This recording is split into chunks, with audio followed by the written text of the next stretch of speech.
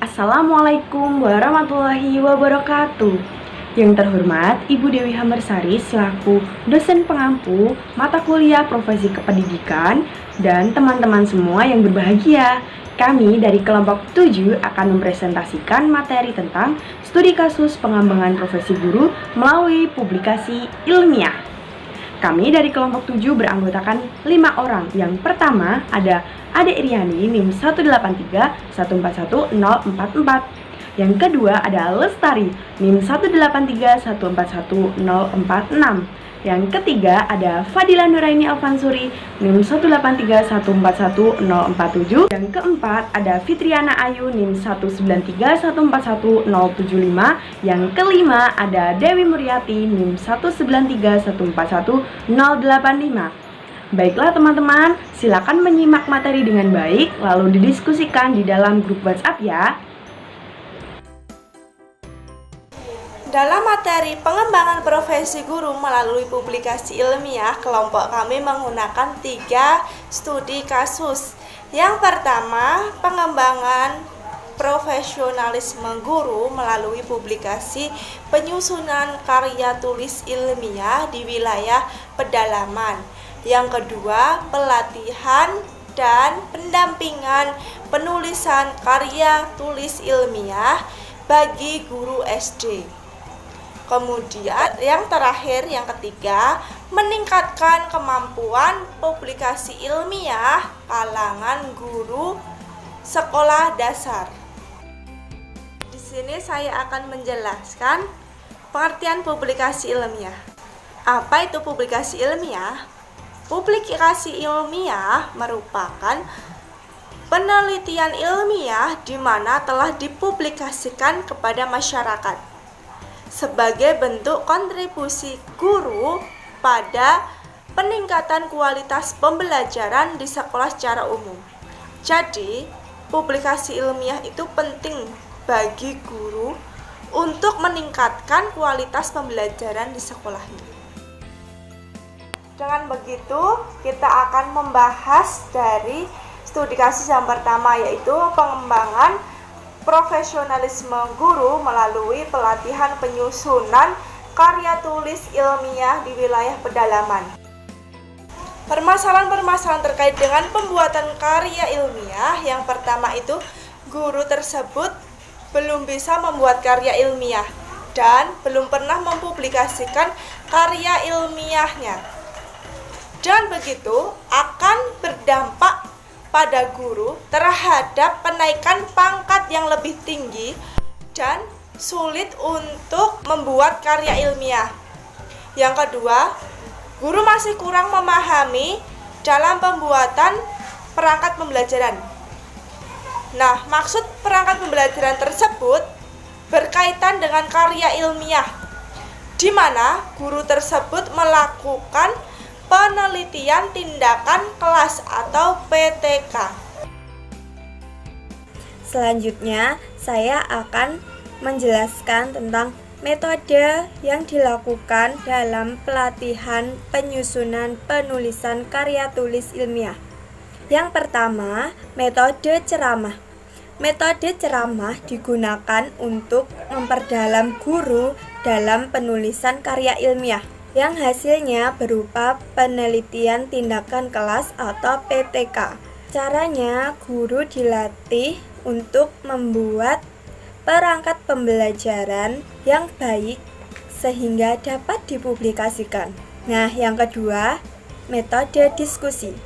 Guru dikelompokkan sesuai dengan mata pelajaran yang akan disusun ke dalam karya ilmiah, sehingga guru lebih mudah untuk fokus dan cepat untuk menerima penjelasan. Nah, yang ketiga, metode pendampingan penyusunan. Guru perlu pendampingan dalam penyusunan karya ilmiah yang akan dipublikasikan. Seperti halnya dengan guru SDN 001 Long Pujungan ini. Karena guru di sini masih kesulitan dalam penyusunan RPP. Nah, ketiga metode tersebut digunakan dalam penyusunan penulisan karya tulis ilmiah dengan diawali brainstorming tentang bagaimana cara guru menyusun karya tulis ilmiah dan menyusun perangkat pembelajaran. Nah, brainstorming sendiri mempunyai arti yaitu metode untuk memunculkan penyusunan masalah yang kreatif dengan cara mendorong anggota kelompok untuk memaparkan ide dan menahan kritik atau penilaian. Selanjutnya, langkah-langkah yang dapat dilakukan untuk mengembangkan profesionalisme guru dalam penulisan karya tulis ilmiah. Yang pertama, pelatihan berupa teori. Dalam pelatihan ini, guru diminta untuk memperhatikan penjelasan dari narasumber tentang materi-materi untuk mengembangkan profesionalisme guru dalam penyusunan karya tulis ilmiah. Yang kedua, penugasan mandiri. Dalam pelatihan ini, guru diberi tugas mandiri untuk menyusun karya tulis ilmiah dan perangkat pembelajaran. Dan yang ketiga, diskusi. Dalam pelatihan ini, guru berdiskusi sesuai dengan kelompok mata pelajaran tentang penyusunan karya tulis ilmiah dan perangkat pembelajaran. Nah, guru di SDN 001 Long Pujungan jarang sekali mengikuti kegiatan pengembangan profesi guru melalui publikasi ilmiah karena minimnya sumber listrik yang ada di daerah tersebut, sehingga pelatihan ini sangat membantu guru dalam menyelesaikan tugas mereka. Nah, selanjutnya kasus yang kedua akan dijelaskan oleh Mbak Dila tentang pelatihan dan pendampingan penulisan karya tulis ilmiah bagi guru SD di Kabupaten Tasikmalaya. Baiklah, studi kasus yang kedua yaitu terkait studi kasus pelatihan dan pendampingan penulisan karya tulis ilmiah bagi guru SD di Kabupaten Tasikmalaya. Nah teman-teman, upaya untuk memenuhi kualifikasi guru SD di Kabupaten Tasikmalaya yang akan mengajukan kenaikan pangkat atau jabatan dari pembina atau golongan 4A ke atas diwajibkan untuk memenuhi angka kredit dari pengembangan profesi minimal 12 kredit.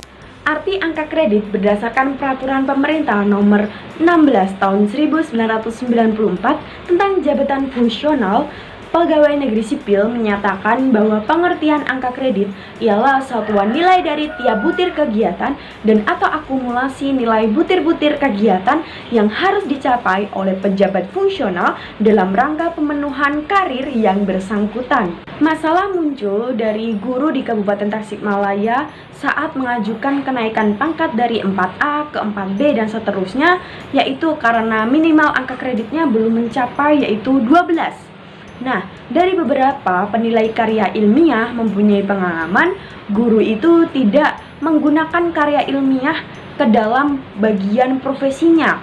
Bahkan guru tidak terbiasa untuk mengembangkan dan menulis karya ilmiah itu sendiri. Padahal karya ilmiah dapat menambah angka kredit guru.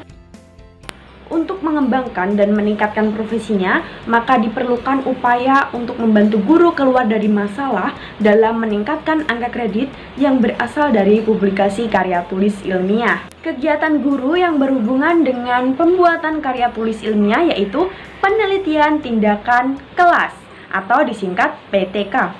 Terdiri dari dua kegiatan yang kita rangkum. Yang pertama ada pelatihan dan yang kedua ada lokakarya. Yang pertama, pelatihan. Pelatihan dalam Kamus Besar Bahasa Indonesia berarti proses, cara, perbuatan melatih, kegiatan melatih yang dalam hal ini guru dilatih untuk menyusun, merangkai karya tulis ilmiah yang baik sesuai dengan sistematika yang benar dan bahkan untuk mempublikasikan karya tulis ilmiah, tentunya dalam hal ini penelitian tindakan kelas.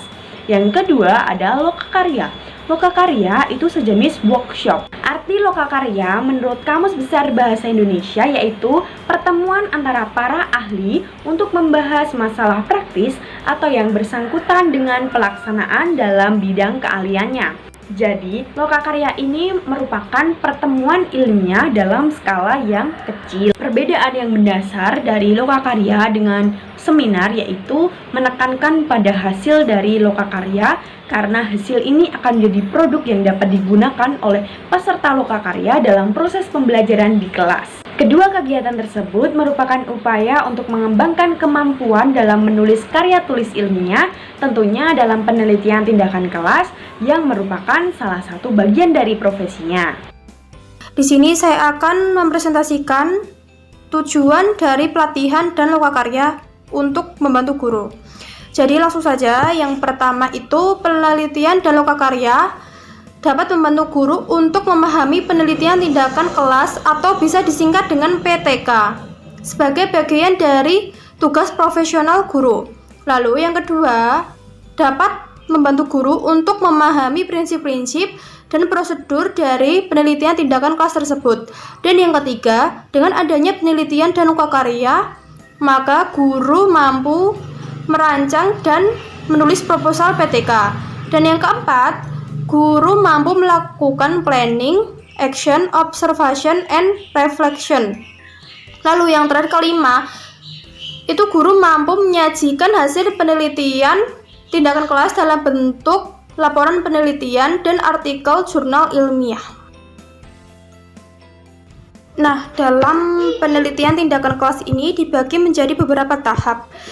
Tahap pertama, pengembangan materi sosialisasi dan pelatihan untuk guru, seperti workshop. Jadi, workshop ini untuk memotivasi guru yang masih enggan mengadakan penelitian karena berbagai alasan. Lalu tahap kedua, pelatihan untuk pembinaan guru. Tahap ketiga, pendampingan dalam melakukan PTK. Tahap keempat, seminar. Jadi, seminar ini untuk menampilkan hasil penelitian. Dan yang kelima, penerbitan jurnal. Studi kasus yang ketiga yaitu meningkatkan kemampuan publikasi ilmiah di kalangan guru sekolah dasar. Peraturan Menteri Pendidikan dan Kebudayaan Nomor 16 Tahun 2009 tentang jabatan fungsional guru dan angka kredit yang mengatakan bahwa guru pertama golongan 3A sampai dengan guru pembina utama golongan 4E wajib melaksanakan kegiatan profesi berkelanjutan, yaitu pengembangan diri, publikasi ilmiah, dan atau pengembangan karya inovatif, dikutip dari Kemendikbud tahun 2009. Hambatan yang dialami oleh guru sehingga tidak mampu untuk mempublikasikan karya tulis ilmiah yaitu yang pertama karena adanya keterbatasan waktu. Hambatan yang pertama tadi adalah keterbatasan waktu. Keterbatasan waktu tadi bisa berasal dari karena guru itu sudah berkeluarga sehingga tidak mempunyai waktu yang lebih untuk menulis karya tulis ilmiah. Yang kedua, guru hanya fokus untuk pembelajaran di kelas, bagaimana besok pembelajarannya dan tidak mempunyai waktu untuk memikirkan apakah besok bisa membuat karya tulis ilmiah atau tidak. Hambatan yang kedua yaitu karena rendahnya motivasi.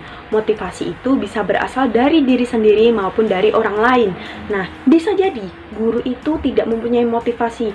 Aku tidak mau membuat karya tulis ilmiah karena susah. Nah, ada juga motivasi yang berasal dari luar. Mungkin orang-orang di sekitarnya, guru-guru di sekitarnya itu tidak pernah membuat karya tulis ilmiah sehingga guru tersebut atau oknum-oknum guru tersebut tidak mampu untuk membuat karya tulis ilmiah karena dorongan dari sekitar saja tidak ada, seperti itu. Hambatan yang ketiga yaitu kurangnya pemahaman tentang publikasi ilmiah. Perlu sekali loh ya, guru itu memahami apa sih publikasi ilmiah itu. Penting atau tidak ya publikasi ilmiah bagi kelanjutan profesi seorang guru? Nah, kita harus tahu bahwasanya kita harus paham tentang publikasi ilmiah untuk kelanjutan profesi kita nanti. Nah, karena guru yang kurang paham tentang publikasi ilmiah, maka tentu saja tidak ada publikasi yang dari dirinya sendiri, tidak ada karya tulis ilmiah yang dipublikasikan, dan angka kredit jika minimum tidak ada karya tulis ilmiah, maka sulit untuk menaikkan suatu jabatan. Maka penting sekali jika guru itu mendatangi suatu workshop ataupun pelatihan-pelatihan karya tulis ilmiah agar guru itu paham akan publikasi ilmiah. Jika guru tidak mempunyai pemahaman tentang penelitian karya tulis ilmiah atau tentang menulis karya tulis ilmiah misalkan ya, nah guru sulit untuk membuat publikasi ilmiah nantinya. Yang keempat yaitu hambatan tentang kemampuan untuk mengembangkan ide dalam menulis karya tulis ilmiah. Nah, guru yang pertama ya, guru itu sulit untuk menuangkan ide yang ada di pikirannya. Kadang punya ide tapi tidak bisa menuangkan dalam bentuk tulisan. Nah, seperti itu adalah hambatan-hambatan kecil tapi berpengaruh terhadap karya tulis ilmiah. Dorongan juga menjadi salah satu faktor dari seorang guru untuk mengembangkan ide saat akan menulis karya tulis ilmiah ya. Jika seseorang saja tidak mempunyai penyemangat di belakang, pasti teman-teman juga tahu bahwa untuk menuangkan ide itu sangat sulit sekali. Maka dari itu, untuk mengembangkan ide, cobalah cari referensi-referensi di jurnal ataupun di internet yang keabsahannya itu bisa dipertanggungjawabkan atau di buku. Nah, itu malah lebih bagus. Kegiatan publikasi ilmiah dan pengembangan karya inovatif masih menjadi kendala terbesar bagi guru untuk mengembangkan kemampuan dalam dirinya. Jadi, pemahaman tentang cara menyusun proposal dan artikel ilmiah yang dapat dipublikasikan adalah hambatan utama dari guru sehingga tidak dapat mempublikasikan karya tulis ilmiah. Nah, di sini saya akan menjelaskan materi yang selanjutnya mengenai permasalahan yang dihadapi oleh guru. Yang pertama, keterbatasan mengenai pemahaman yang komprehensif tentang publikasi ilmiah untuk pengembangan profesionalisme dan karir guru SD. Yang kedua, mengenai rendahnya kompetensi menyusun proposal penelitian yang aplikatif untuk dilaksanakan oleh guru SD. Yang ketiga, rendahnya kompetensi tentang menyusun artikel ilmiah dan prosedur mempublikasikan artikel tersebut. Lalu, mengenai pendampingan penelitian dan penyusun artikel ilmiah yang layak publikasi bagi guru SD dilakukan dengan cara atau tahapan dan metode sebagai berikut. Yang pertama, tahap 1. Tahap pertama yaitu membekali pemahaman secara komprehensif bagi guru SD tentang kebijakan pengembangan karir guru dan regulasi tentang publikasi ilmiah untuk guru. Yang kedua, membimbing teknik penelitian.